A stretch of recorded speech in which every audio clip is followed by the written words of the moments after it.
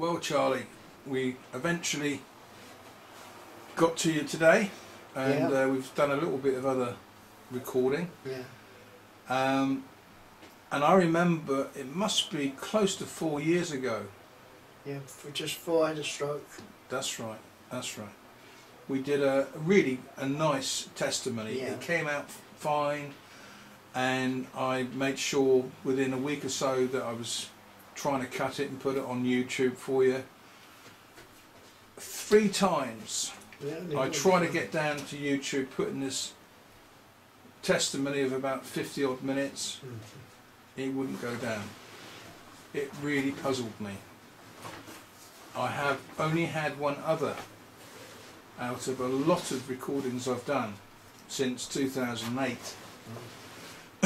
And so it's a mystery. Yeah, it's a mystery. There's a reason. There's a reason for it, and I reckon the reason was that God wanted this testimony rather than the earlier testimony. And with that, I'm going to just say to everybody listening to this, this guy's been through a lot. He's going through a lot at the moment. In fact, he's just getting over shingles. But a few years ago, 4 years ago, you had a stroke, which was not easy at all, was it? No. And look at me, everything works perfectly. Yeah. And my brain, which normally your brain, you lose things, but you know, I get, and they say after a certain time that your brain don't come back. But do you know what? I lay in bed and things start coming back all the time. But when I'm 15, when I was 14, and you know, and I can relate, even when I was in the war, when I was born in the war, and the thing was, I was 7 when the war finished. But even then God had his hand on me, because I always remember a time when the doodle bugs was coming over in Peckham. We was walking along and the siren went, so we went down in the basement. So you were about 6, 7 years old? No, that was about 3 or 4. 3 or 4, yeah. Okay. They said, you can't remember. Well, I do. Yeah. And they said, don't look. And I looked up because I was in the basement. And I could see the windows. If we'd have been 4 or 5 minutes earlier, we'd have been in the house. And what happened was we went down in the basement, and all of a sudden, nothing. That means that the doodlebug was going to land near where we were. And all of a sudden there was a mighty bang. And I was looking up. And they said you didn't, but I did. 1 minute I was looking, there was windows, and all of a sudden they just disappeared. So all the glass just shattered and disappeared. And we could have been 4 minutes earlier, 3 minutes earlier. We could have been up there. Yeah. Right. And we'd have been hiding in there, and we would have got the full blows. But these was many cases that Lord used in my life. So I got saved. I mean, the first instance that I heard about being born again was this fellow, and I worked for the council, and I was 18 years old. And this fella, they was telling me, who worked for him, oh, he's born again. And I didn't know what they was talking about, born again. I was 18 years old. And they said, well, he used to gamble at £500 a time in the 60s. He was in this resort. And he got born again, and he changed his life. Now, I didn't know that I would get born again 30 years later. But that was when I was first told about being born again. And then I went on to work for myself, and everything was going smooth. And then divorce and this. And all of a sudden, everything started going wrong. And from being on top, where you think you're on top of the tree, you could be a singer, be the tops. And all of a sudden, things went wrong. And I had to go from the tops to the bottom. And I was taken right down, stripped of everything I had, and I had nothing. So the house was taken from you? Yeah, everything. I think you told me last time you walked away from the house or something. I walked away from the house and everything because I just couldn't cope anymore. But the strange thing was... Was that in the late 70s? No, that was in 89. 89, okay. Yeah. And what happened, in 85 I had my mother die. And in 87 I had my father die. And in 89 I had my eldest daughter die. Oh, right. And this happened, and it was just as if nothing happened every 2 years. And I was there. And what happened, these black people from Gambia or somewhere, I give them a roof over their head. And when they left, they must have been praying for me because they left the Bible. And for some strange and unusual reason, I used to put this Bible under my pillow. Then a friend of mine I knew, he was an acquaintance, he's a firm friend now, was going to church in Sidcup with his wife.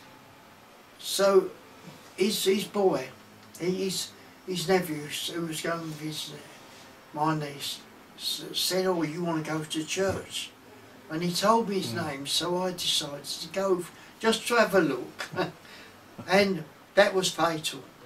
I had one look and I couldn't get away. And then I had to go the next week. Right. And then I had to go the next week. And I met this fella, and he used to ask me to tea and everything.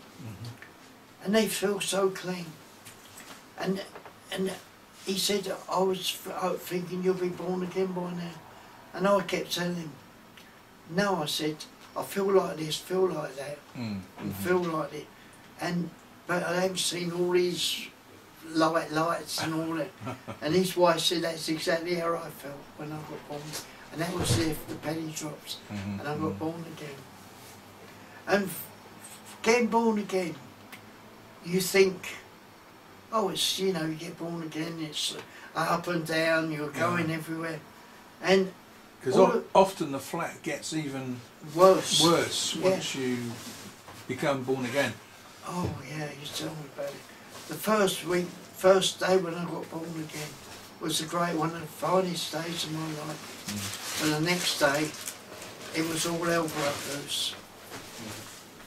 So I looked, and I was saying strange things. This church was a church that was controlled. Pentecostal? Yeah, it was. I won't say the name of the church. No, that's all right. But the thing is, they had heavy shepherding. Oh, okay. Yeah. So, and I wouldn't come under it.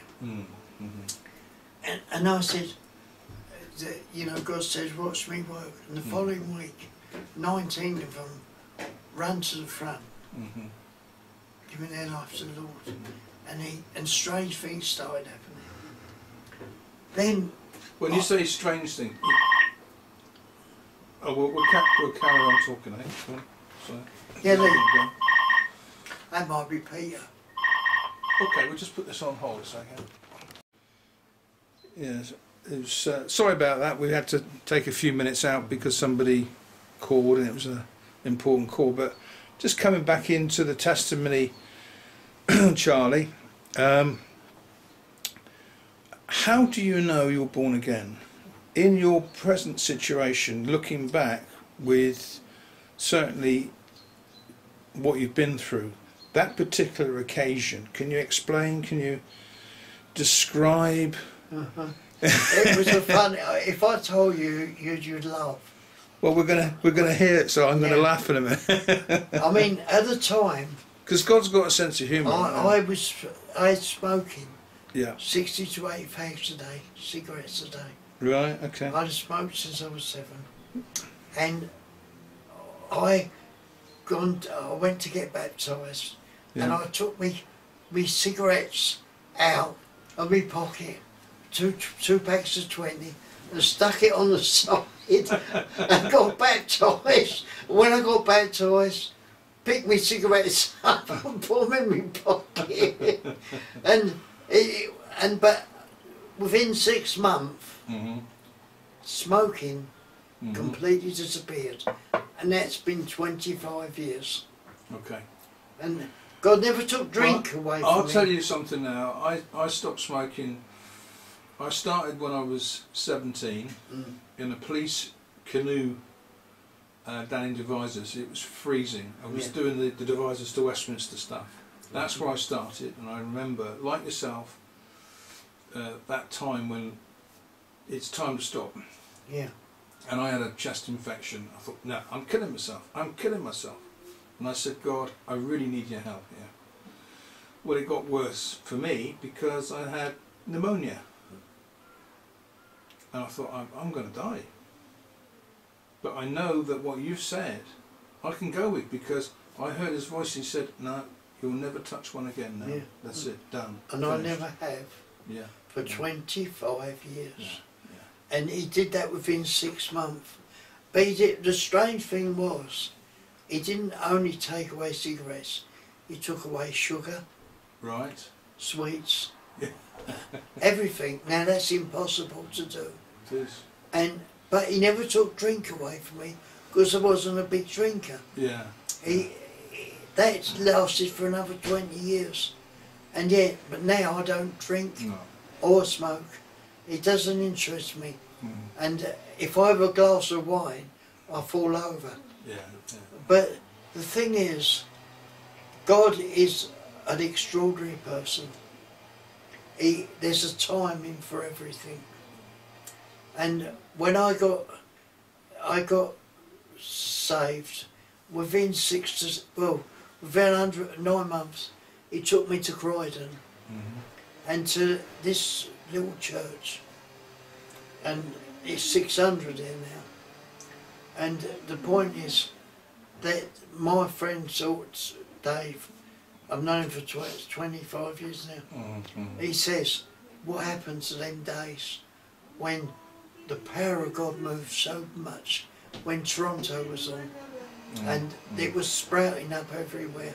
There was the good, the bad and ugly, but we had a good times there. We see some amazing things. There was only 20 at the church, and it grew to about 50. But when there was 20 or 30, I used to run to church because we see so many amazing things happen. Well, the miracles, aren't they? And the supernatural stuff. And I forgot to say, when I first went to church in Sikkim, I had these terrible pains in my shoulders, in my left hand shoulder. It was like a knife. It was like rheumatism. And I was there at this meeting, and this fella said, there's someone with a pain in the left shoulder, and God wants to heal him today. Now, I didn't know who it was, what he was talking about. I hadn't a clue. And I said to these two girls, that's me. Put your hand up, they said. What, 400 people? I thought, I ain't going to do that. How stupid. Anyway, they knew I was going to run away, and they was waiting for me. And anyway, I went down. So he started praying.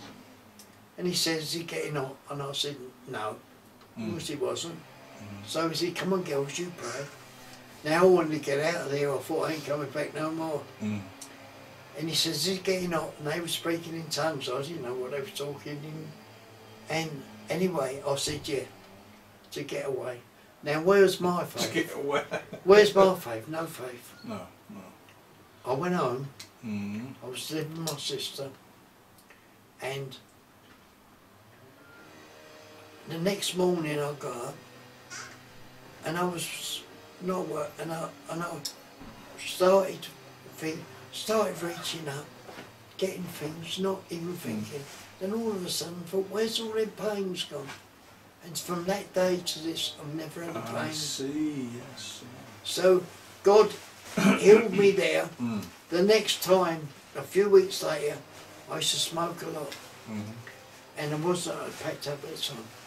And I went to church, and the black girl, isn't it funny? You know, she was the only. There was only 2 black girls in church, she was a friend of mine, I was friends of, and she came up behind me, said, what's wrong? I said, I've got a terrible pain in my chest. She said, come with me. She took me to the back of the church. She put her hands on me and started whacking away in tongues. I didn't know what she was saying. For the time she stopped, I turned round, I took 2 steps, and the pain that I had all disappeared. All gone. Dissolved. Yeah. Yeah.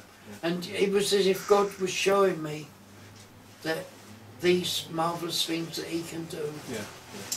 And you know, I had to read a book and to give you the faith of Catherine Coleman, and it's years later I've read. Well, you've just given me that book. Yeah, I'll give it to you. It's called Catherine Coleman, God Can Do It Again. Now this must be going back to 60s.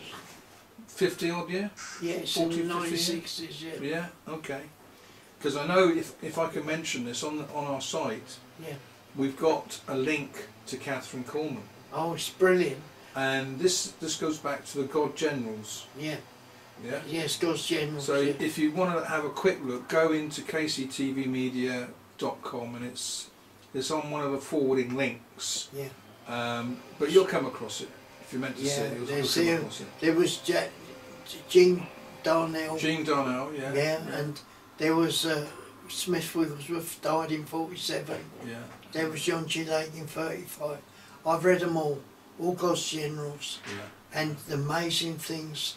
What at that time the Lord was doing, I don't know what, but he was bringing people to Christ by the hundreds. Well, I believe that there are new God Generals, but we're not seeing them at the moment. No. We're in a different era of the walk. So tell me a little bit more of your faith. Yeah, so I went to this church and the power of God kept moving, and I can remember how seeing people spinning the air. Really? Yeah, and they touched the pastor.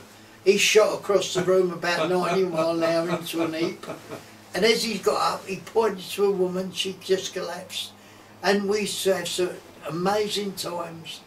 But we see this, but when we come out of church there was a continuation, and there was a time when I'd pray for people and they would get delivered, and I'd put my arm around someone, they'd fall on the floor, start speaking in tongues.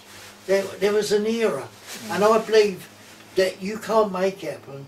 It's a time when God wants to move. I think what you just shared there is important for people to understand, that when we say tongues, this is a Holy Spirit language. Yes. And there are different tongues, different... different voices. Yeah, and it's incredible when it all comes together in a church or in a place where there's people gathered and they're singing in tongues, and there's literally angels appearing on occasions, not every time. No, see, some people see angels. I've never seen an angel, but I don't disprove that people have seen angels. I don't disprove that people have gone to heaven. Sure.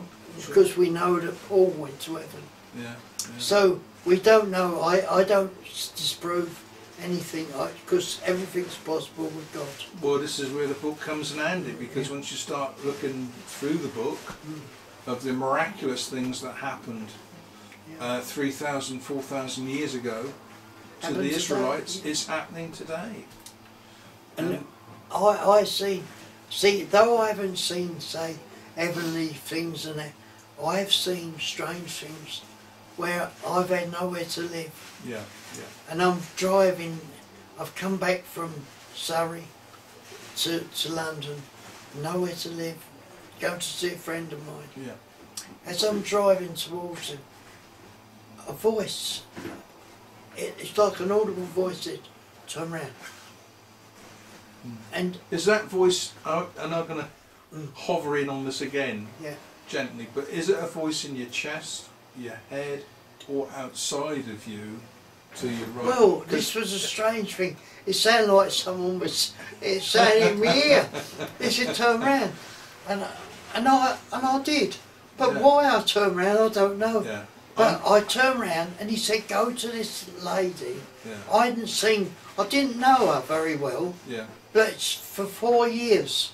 And I'd been away 4 years. So I went to her house, knocked on the door, her face fell open, and she's talking to me. She said, where you staying? I said, I ain't staying anywhere. She was a foster carer. Right. And she said, I have just let an autistic boy go back after 4 years. So she said, there is a bed here. Wow. Until I get my next child. That's the kind of thing, yeah. And so I gave me a week, 2 weeks there. Yeah. And I said, what kind of child you want? She said, a young child. I said, well, let's have a young child from 18 months to 2 years old. And she got a young child, an 18-month-old. This is the kind of stuff people need to hear, because let's go back to that point in your life where you knew that your life was a mess. I was. Complete mess. I was. You know, we just say mess. They're right? totally destroyed. So you made a decision in your heart to cry out for your Maker, Creator God, yeah, to come into your life, into you, into your heart, so that He could take course and help you and speak to you, yeah. And so that's the kind of thing, a manifestation of this kind of situation where you hear a voice and you end up going to a house and a woman's got a bed for you. Yeah, it's it's impossible to happen. Yeah. But that was only one thing. Sure. There was other things. Well, let's hear them, Charlie. You see, and you see, one day I was so they got me. I got this place in Farnborough, and I'd always wanted to live in Farnborough, in Kent, and I lived there for a year. Then one day I was getting in the car to go to work, and I was going to see Ron Sims in Surrey. Right. Okay. So I kept going, and then he said, why don't you come and live here? So when you come in, I said, I want to come up. Took me 9 months. Then all of a sudden, I said to my friends, I'm moving to Hampshire. Now, I don't know why I wanted to move to Hampshire, why I went there. I goes there, and I've got nowhere to live. Right. Now, I've got a lovely place now. I'm leaving. So I goes there. I'm sitting there thinking, where am I going to live? What am I going to do? What am I going to do this? Then, all of a sudden, Maureen, his wife, says, Ron wants to see you. So I went and was. So is Ron a business friend or just a friend? No, he was preaching. So okay. He had his own little church. So I said okay. So when I see Ron, he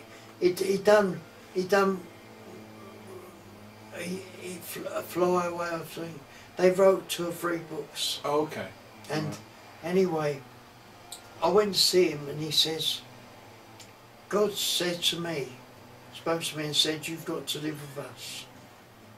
And I lived with him for 2 years. Wow. And not only that, is his boy started his own business, and I had no work. And I started working with him, and he was giving me £100 for half a day's work. What kind of work was it? We was doing flooring. We got all this laminated flooring, and there was work coming. And I had a wonderful time for 2 years. Because again, God takes care of His own. Yeah. And I think, well, why me? What have I done? But then, you know, I'd been with the Travellers in London, and anyway, so I came out here, and you know, and then all of a sudden, I went to him, I've got to go back to London. So I went back to London for a year, and then I kept coming down to Shalom, which is... So this is down to Bolton on Water now? I'm Bolton on the Water. Okay, yes. So this has got a year later, I keeps coming. So Jenny said to me, who owns Ceylon, oh, you can, if you want to stay, you can stay in the room upstairs in the flat. So me and my friends used to stay there weekends. Well, that's where I stayed that time, wasn't it? For nothing. That's right. So this is, how can it happen for nothing? So then Simon, her boy, says, well, he said, someone's going to live here by faith. And I said to him, who's that? He said, you. So I looked and I said, well, if that's the case, I'll come the end of April. But I didn't. I came the first week in May. And you know what? I walked through the front door of that place. Jenny was behind the, you know, to take in the money. She said, God spoke to me and said, you've got to have this place for 6 months for nothing. Now, this has not happened once. This has happened 3 times. Now, why did these things happen to me? Why me, I think? I'm nothing special, but the Lord... But you are. Yeah. And we're all special in His sight. You see, that bit in the Jeremiah 29:11, I know the plans that I have for you, says God. So He has plans for everyone that turns and seeks Him.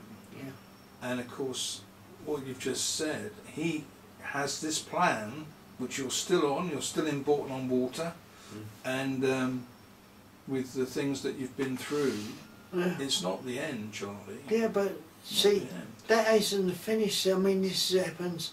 I had my car broke down, That's right. and the engine packed up, and we went over to Peter Scoven, and he had this lovely brand look. He looked immaculate Rover T-Reg, but it looked like a new car. He said to me, he said, I said, oh, my car broke down. He said, there, you can have that. Now, where did that come from? So, me and my mate, we went, we took it straight. It'd been standing for 2 years, and we took it down for a test. Now, it passed everything, which is ridiculous, except an emission test. So I thought, oh dear, how are we going to do that? And as I was walking out, a fella said, go into the office, he said, buy this stuff, put it into the petrol, run it up and down. That's it. And that's it. We did it, and it went emission 0. So there I had a car, and which was used because God knew what it was going to be used for, was to be with the travellers. That's right, that's right. You see, now, whenever God does these things, there's always a plan. And though I was doing the right thing, you do the wrong thing. Being lonely, we all do the wrong things. And the devil brings in, when you're doing things for the Lord, he comes in. And he brought in this lady, this fella. He was a taxi driver, brought her in. She's a nice black girl. I thought, what a nice lady, so I was talking to her. So she used to bring her down. She used to come and stay at my place, which is not right. And then, all of a sudden, she said, I've got special powers. Really? She was in voodoo. Was she? Oh, yeah. And she said, and I told my sister she'll have a crash, and she did. She said, and if you're not careful, you'll have a stroke. And within a week, I had a stroke. I never knew that, Charlie. Yeah. And I had that, and you got to be careful what you say. And what you do. And what happened? But God had my life on hold. I feel like Jeremiah. I feel like Job. You take him to the point of death, but you don't kill him. And that's what, and he did. And it's a learning curve. Yeah. All of that stuff that you have to go through is a learning curve, because becoming born again in the faith is not a picnic. No, I know. You are taken through the hedge backwards a I've few times. been taken to the point of death. I mean, and yet God had Peter's covenant hand. True. Yeah. So Peter walked into I knew Peter, and he walked in to see me. Yeah. He said, This is in the hospital, wasn't it? yeah, and he was walking along the corridor, and he said, God spoke to me, that boy's not going to die. And he done a simple prayer. I could feel myself going down, but all of a sudden, as soon as he prayed, it changed. But I didn't know nothing for 5 days, and within 2 months, which is impossible, I had this massive stroke, which paralyses everybody. Yeah. And what I've got is a tingling in my left hand. Yes, your brain don't work properly because you have a stroke, but I can tell you things that have happened when I was young, this, that and the other. I can tell you about. Well, I know how you were, mate. I was right alongside you in hospital. You weren't moving much, and yeah, and yet you know. God raised me up. But also, He has in the wings, like I said, my wife. Sure. We met her 3 weeks before I had a stroke. But if you'd have told me I was going to marry her, I would have laughed. But the thing is, you did, and that was one of the best things that ever happened. Though it's sometimes we have differences. Everyone has a nag, in marriage, mate. But she looks after me, you see, and people have said, I look better now than I ever did before I had a stroke. I've lost weight, I keep my weight down, I eat healthy. I mean, yes, we all have our ups and downs. I mean, we've all got different roads as well. I don't know what road that's going to be with her. We're waiting we're fighting the Home Office at the moment. But God knows. Yeah. So we just trust in the Lord. But the thing is, after that, when I met her, she used to keep coming down to see me, and we got married. Which wasn't in. It wasn't like it wasn't planned, but no, it just happened, and I prayed every step of the way. Now the thing was, I kept praying, if it's right. Now she lived in Northampton, I lived here. I had no car. Oh, we got to do the bands now. How are we going to do the bands in Northampton? I can't even. What, sorry? The bands, red. Oh, of course, yes. Yeah. How could I do all that when I haven't got a car? So I phoned Jesse, one of the gypsy people. I'm just building my place. Oh, he said, I would have, Joe. Now I didn't even know him. Right. He said, don't worry, leave it, don't ask anyone else, I'll be up Tuesday. And he took me. Really? All the way there and back, never charged me a penny. Now, he's a good friend of mine. Now, I'm got to get married. Now, am I going to get up there on my marriage? And the day there's no, I said, Lord, I can't get married. I ain't going to get out, I ain't got nowhere to go. So you best share your age really at this stage. Your age? I'm 72 when I had a stroke. Sure. Right. So I never dreamed I'd get married again. Anyway, he says, I get a phone call from June in Wales. She had pancreas cancer. She turned, she said, guess what, Charles? I said, what? I'm coming to your wedding. I said, what? She said, yeah. She said, me and Aaron's bringing us up. We're coming to your wedding. Now, Aaron came up with June and her husband, Graham. And we all got in the car and went to, what's the name? We went to Northampton and had a marvellous wedding. And it went 10 minutes before we was there. And I got dressed up in nightie and stuff. Now, do you think that's ended? But it isn't ended.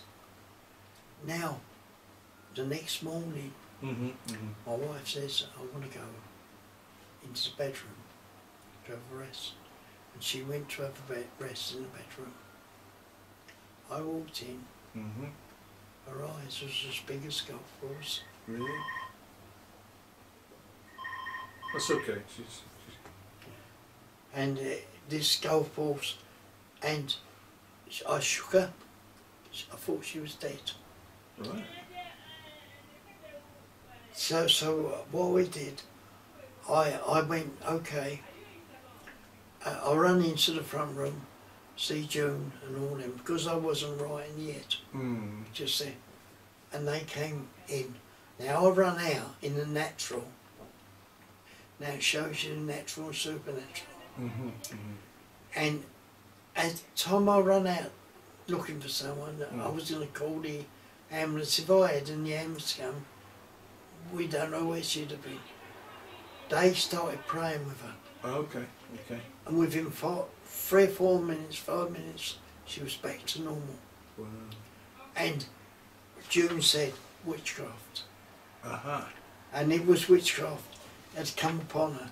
Now we don't know whether it was from Nigeria, person in there, or from this country. This is it. But Mike, who worked in the spirit from the Isle of Man, his friend, who I got delivered with, I phoned him and he said, it's broken. And it was completely broken. Yes, we have a marriage, and God takes her away, and then he brings people in for me to do things. But he's working on her, he's working on me. I tell you what, Charlie, because I'm looking at the time, you've got about 6 minutes to go, all right? Explain about the money thing, because obviously there was some expenses, wasn't there? And you didn't have a lot of money, but you shared some stuff with me earlier on. Yeah, well, the strange thing was, when I come out of hospital, I had my money stolen. I had £191 to my name. And it was stolen in the hospital? That's all I was left with. Oh, I didn't know that either.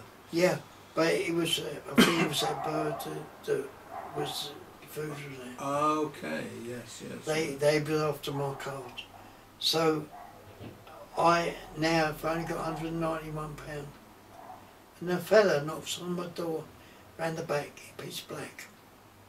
And he said, PPI. And I wondered what he was on about. So is this in hospital? No, this is when I come out of hospital. Okay, so you're out of hospital, right. And I've got £191 to my name. Okay. So, PPI. So I said, I don't know what you're talking about, mate. He said, don't worry, leave it with me. If the banks phone you, don't say nothing.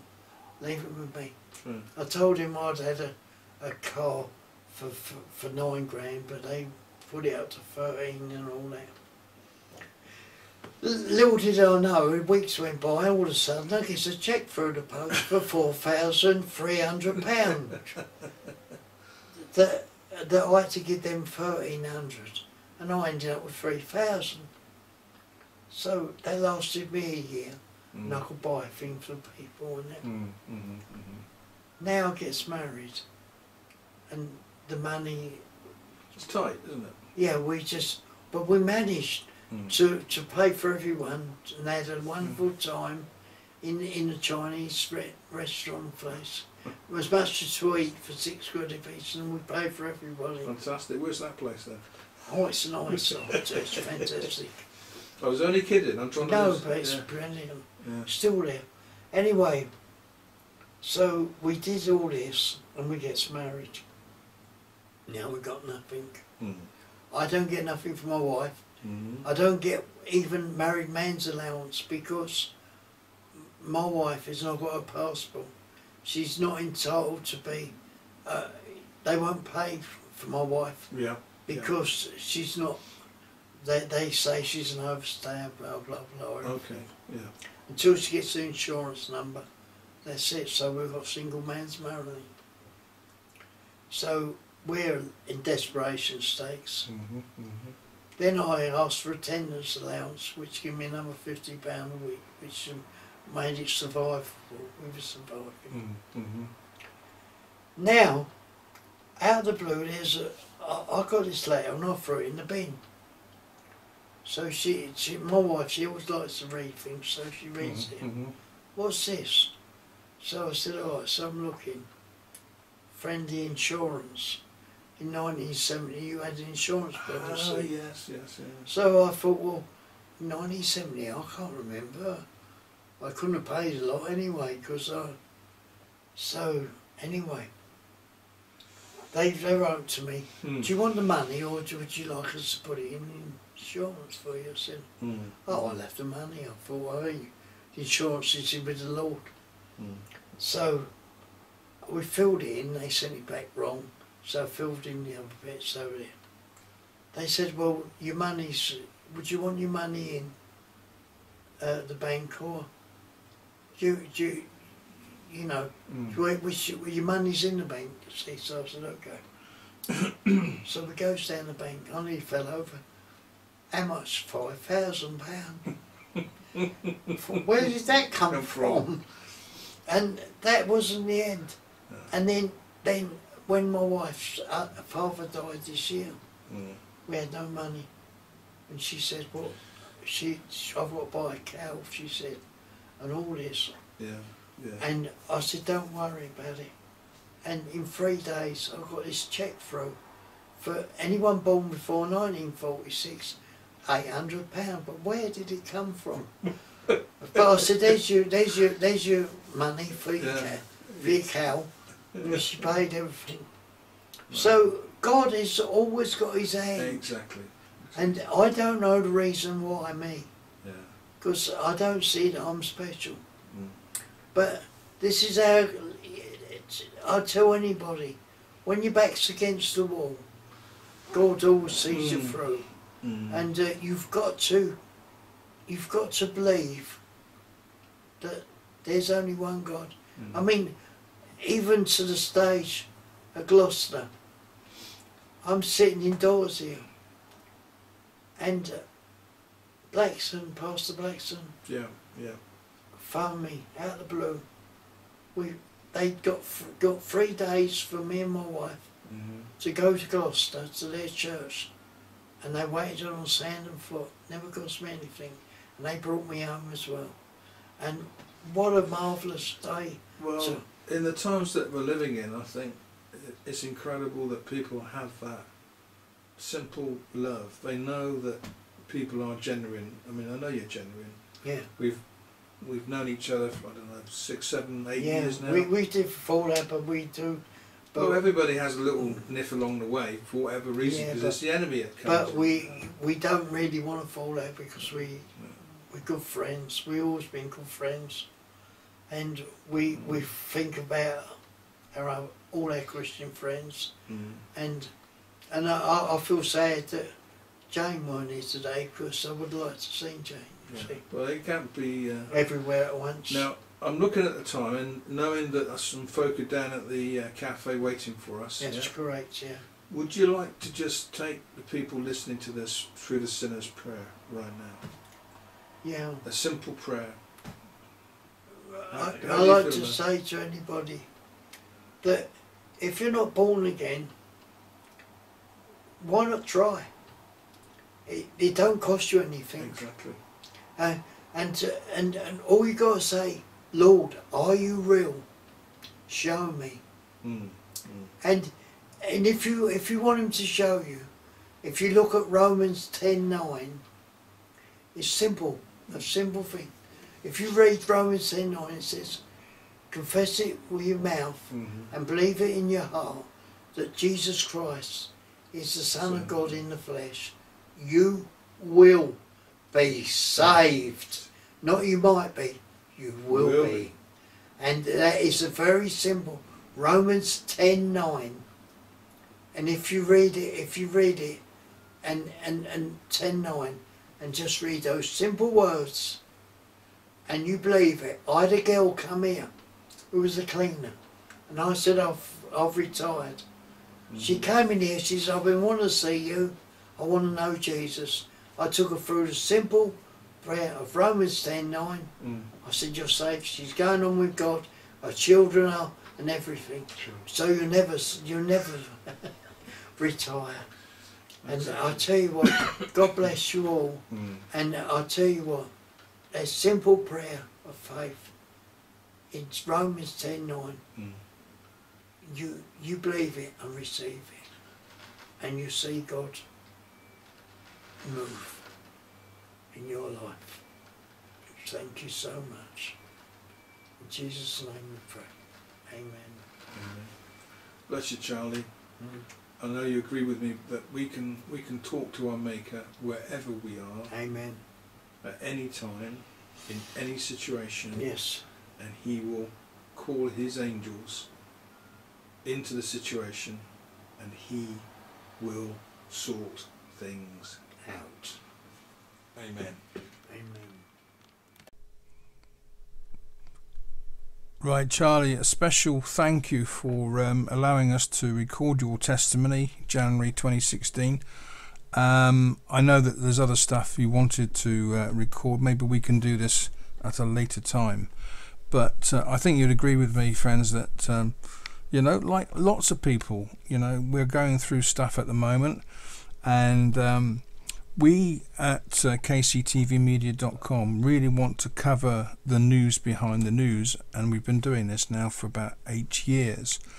The initial recording we did was for a chap called Peter Scuthern, who's a dear friend of ours. And if you want to go on his website, that's Peter Scuthern Ministries, .co.uk, and Peter handles such subjects as UFOs and a lot more besides. It's just one of those things that Charlie and myself and quite a large number of people, we thank Peter for the information that he shared with us over the years, hoping to help him with a book at this time. So we're covering something like 65 years of his ministry, which will be very, very interesting. Now, before I go, I just want to ask you, did you know what Britain means in the Hebrew language? Many people don't have a clue. In fact, to be honest, when I first heard about this, I was absolutely gobsmacked with the answer, because it means a covenant people, a covenant land. This country, as you'll see when you visit our site at KCTV Media, has a lot of links linked up to history, which has been, well, just hidden from you. And we're in the business of exposing the truth. So if you want to know a little bit more about what we're covering, please come and see us at kctvmedia.com. If you want to look at the videos that we've put together over the last 8 years, visit youtube.com/KCTV Media, and I think you're going to find a lot of interesting stuff there that you're not going to be told by BBC, CNN and the rest of the media crowd, because we are an independent media online company, and we want to thank you. And you know where to come and see us, and if you want to contact us, you can always send a message via the secure messaging service that we have on our website. Okay, God bless. Catch up with you soon.